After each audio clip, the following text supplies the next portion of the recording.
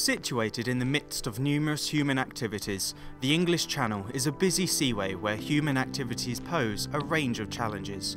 The Marinexus project, Marinexus meaning marine connection, seeks to set up a cross-channel partnership to monitor, analyse and promote awareness of the changes in the marine ecosystem. The data collected and analysed by French and English research groups is used to improve our understanding of the long-term trends. And we come here every month to collect samples of these species, which are then analysed to look at their seasonal patterns of reproduction and growth. The culture and conservation of microalgal strains and genetic characterisation are essential steps for understanding, preserving and developing marine biodiversity. Research conducted on both sides of the channel deals with introduced and invasive species. The presence of established marine research infrastructures on both the French and English side is a clear advantage within the Marinexus project. Our aim is to really join together the observations that have been going on at Plymouth for about the last 100 years and the observations that have been going on at the Roscoff observatories for the last 100 years. By increasing awareness of the marine environment among the general public, the Marinexus project hopes to promote changes in behaviour towards these poorly understood ecosystems. With also an outreach aspect, which is to actually take this information that we've gained from research and actually take it to the general public and use it to teach them about the marine environment. Mark Koch, coordinator of the Marinexus project, works on the developmental biology of brown algae at the Station Biologique de Roscoff. In terms of research, my group is interested in life cycle of seaweeds. Within the project Marinexus, what we want to understand is how these life cycles affect the populations of seaweeds along the coastline and how this would be impacted by things like climate change or human activity. So Marinexus is both a research project and an outreach project. So it's based on research which is carried out between Plymouth and Roscoff at several different levels, ecological level, cellular level, and also in terms of observation. Along with Mark, other Marinexus partners conduct studies to understand, on a genetic level, the life cycles of seaweed, as well as dealing with introduced and invasive species. So this is Daria pinnatifida, the Japanese kelp called wakame in Japanese cuisine, which has actually escaped from farms in northern France and spread along the French coast, but also over to this side of the channel. John Bishop and his team at the Marine Biological Association in Plymouth collect species every month that grow on pontoons in marinas and on hulls on boats. These samples are then analysed to look at seasonal patterns of reproduction and growth. We also have temperature loggers in the marina, so we can relate their seasonal patterns to temperature fluctuations in the marina and so on. And ultimately we want to relate this to the issue of global change, climate change, in terms of which species may benefit from or which species may be disbenefited by changes in climate. So we may conceivably be able to predict some species which are going to spread or become more abundant, others which will retract. And so this ties into some extent with the work that's being done on the rocky shore as well, within Work Package 3, on the change in geographical distribution of species. Well, within Marinexus it's been very useful to be able to work at a broader geographical range than we could manage on our own. So the studies I'm talking about are all joint studies with our counterparts in Roscoff, particularly Frédérique Viard and her group. And so we're effectively doing these things in parallel. The sample I've been talking about, the monthly sampling is going on in marines in Roscoff as well. The population genetics is a joint venture, so we're sampling on both sides of the channel. And all the other, pretty much all the other activities are jointly done. The link between Plymouth and Roscoff is offered on a large scale by Brittany Ferries. Brittany Ferries is involved in several aspects of the project in terms of the research and outreach, while also working alongside other partners such as the Sir Alister Hardy Foundation for Ocean Science with the Continuous Plankton Recorder. A key attribute of Brittany Ferries' involvement is that aboard the ferry Amorique, a ferry box has been installed. This measures physico-chemical and biological parameters on the journey between Plymouth and Roscoff, allowing scientists to carry out a multitude of tests that otherwise would not have been possible. Tim Smythe from the Plymouth Marine Laboratory works with the ferry to conduct research for his studies. The really unique selling point is that we have the Brittany Ferries link as well going between the two stations, and once a month we tow the continuous plankton recorder on the Brittany Ferries to look at what the phytoplankton are doing along that transect. But also what we're doing is on the ferry we also have a ferry box which is measuring all sorts of parameters like the temperature, like the salinity, to see what happens as we cross over from one side to the other. And really the interesting thing for us as scientists is the difference between the water in Plymouth, because it's very much more stratified during the summer than it is in Roscoff. The tides are much stronger in Roscoff than they are in Plymouth, so it's really contrasting these two sides. During the crossing, the ferry box stores the required data, and once the ferry arrives at its destination, the information is digitally sent to scientists involved. To ensure the data is accurate, Marinexus Masters student Axel Durand must travel the Roscoff to Plymouth route and take samples to be tested. Donc la Ferrybox nous permet d'avoir des données en temps direct, donc des données de haute fréquence pour différents paramètres, donc, que sont la fluorescence que vous voyez sur l'écran, l'oxygène, la température et la salinité. Et ça, une fois que la Ferrybox retourne à Roscoff, elle nous les envoie directement. Donc moi j'interviens sur le bateau toutes les 2 semaines pour faire des prélèvements, et ça nous permet de voir si les capteurs dérivent et de vérifier la fiabilité des mesures en fait. Et en plus la Ferrybox elle n'a pas de capteur de CO2, donc j'interviens pour prendre les mesures d'alcalinité et de DIC qui nous permettent, une fois d'arriver à Roscoff, de calculer la pression partielle de CO2, et après elle nous permet de mesurer les flux de CO2 entre les atmosphères et l'océan. Research is undertaken by French and English partners working in parallel on both sides of the channel.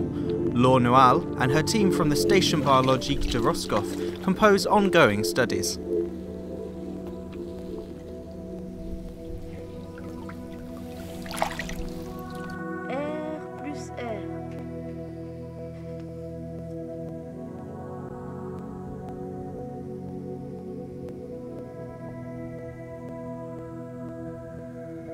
Donc jusqu'à maintenant, on a fait des mesures sur la démographie donc de la sargasse et du fucus. Et pour le moment, il semblerait que la sargasse qui se reproduit uniquement en été ait un cycle différent du fucus qui se reproduit donc tout au long de l'année. Il est reproducteur, ce qui permettrait un maintien des deux espèces dans le même milieu, dans le milieu des cuvettes que j'étudie en ce moment.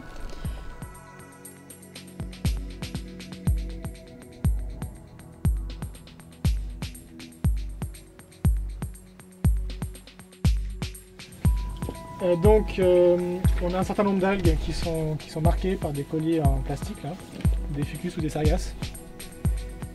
Et donc pour chaque individu marqué, d'abord on le repère. Ils ont en plus du collier, ils ont des numéros. On repère et puis on relève deux mesures, donc la longueur totale de l'algue et sa circonférence. Sa longueur totale, c'est 37. Sa circonférence, 9. Et on regarde également si c'est un adulte, et si oui, si c'est un adulte fertile, et si oui, si c'est un mâle ou une femelle, pour les fucus. Ça, c'est les vésicules sur les sargasses qui ont une forme beaucoup plus arrondie. Et puis là, on peut voir les organes reproducteurs, ici, qui ont une forme beaucoup plus allongée, beaucoup plus fine que les vésicules. Et donc c'est à ça qu'on sait si les sargasses sont en coproduction ou pas. Donc oui, en Angleterre, Je travaille particulièrement avec Nova Mieszkowska qui fait exactement la même étude donc à Plymouth, et aussi avec d'autres chercheurs de Plymouth pour développer un protocole similaire. Dans le futur, il serait intéressant de continuer à suivre l'évolution de cette espèce, mais aussi d'autres espèces invasives, pour continuer à voir l'impact qu'il peut y avoir sur l'écosystème. Et c'est aussi intéressant de le faire dans plusieurs endroits, d'où l'intérêt du projet Marinexus. Marinexus researchers endeavour to monitor and analyse the functioning of the changes in marine ecosystems of the Western English Channel, particularly with regard to human activities.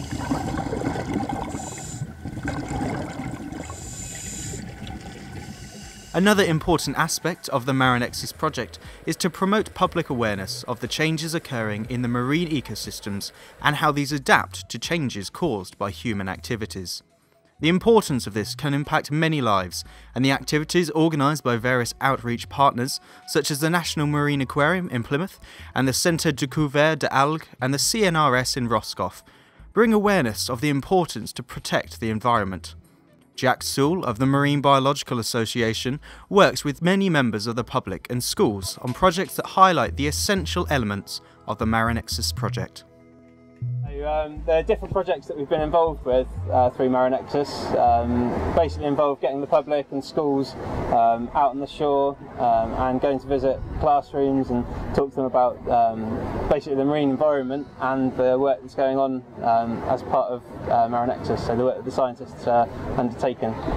And so some of the things include taking school groups out surveying for non-native species as part of the Alien Invaders project, and that involves basically training school children up to be able to identify certain non-native species and actually go out and perform some really useful surveys and report back their findings, which are useful to science. So some of the other activities we've been doing involve the public and school children coming to the laboratories and getting involved with, again, with real science, looking at plankton, seaweeds, and lots of other subjects, and basically just trying to teach people about the sea and about what lives there and about how humans can impact it. So we've had various exchanges with French outreach partners where they've come over and observed the work that we've been doing, looked at the resources we've used, and are hopefully going to kind of interpret them to use in France. We've been over to France as well, and we've looked at the way that they teach marine science over there as well, and we've learned lots of lessons that we can kind of transfer to the work that we do.